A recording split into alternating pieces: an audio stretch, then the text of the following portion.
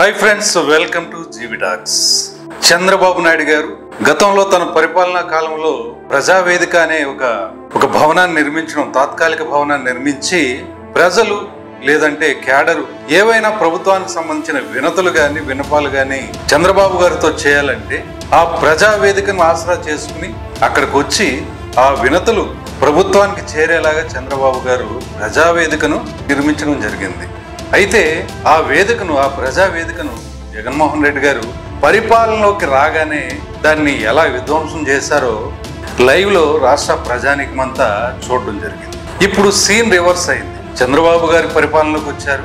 రాగానే అలాంటి కూల్చివేతలు, చర్యలు, ప్రతిచర్యలు అనేవి చాలా ఉంటాయని కొంతమంది ప్రజలు భావించారు. దానికి భిన్నంగా ప్రమాణ స్వీకారానికి ముందు తర్వాత కూడా ఒక సస్టైనబిలిటీ వర్డ్తో మేము కక్ష సాధింపు కోసం ఇక్కడికి రాలేదు, అధికారంలోకి రాలేదు, ప్రజలు ఊహించని అధికారాన్ని మాకు కట్టబెట్టారు కనుక ఈ కక్షలు సాధింపుల కంటే రాష్ట్రానికి సంబంధించిన అభివృద్ధే ప్రధాన అజెండాగా మాకు ఉంటుందనేది చంద్రబాబు నాయుడు గారు, అలాగే కూటమికి సంబంధించిన జనసేన అధ్యక్షులు పవన్ కళ్యాణ్ కూడా స్పష్టం చేయడం జరిగింది.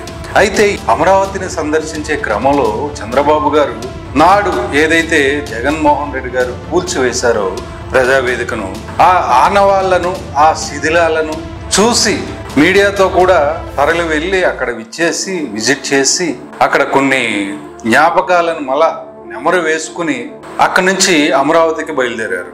ఓవరాల్ గా చంద్రబాబు గారు ఆ ప్రజావేదికను వెళ్ళి సందర్శించి వచ్చిన సన్నివేశాన్ని మనం రెండు విధాలుగా తీసుకుంటాం. ఒకటి, గత కాలంలో జగన్మోహన్ రెడ్డి చేసినటువంటి విధ్వంసాన్ని లేదా కూల్చివేతను గుర్తు చేసుకుంటూ రేపటి రోజున అమరావతికి కావలసిన అభివృద్ధిని ఏ రకంగా సాగించాలి అనే అంశం పైన ప్రయాణించాలనే ఒక అజెండాగాను, అలాగే జగన్మోహన్ రెడ్డి గారు నాడు చేసినటువంటి కూల్చివేత ఎప్పటికీ కూడా సజీవంగా అలాగనే ఉంది అంటూ ప్రజలకి తెలియజేస్తూ, ప్రజలు మర్చిపోకూడదని గుర్తు చేస్తూ ఒక సైన్ కూడా ఆయన అందించారని కూడా అనుకోవచ్చు.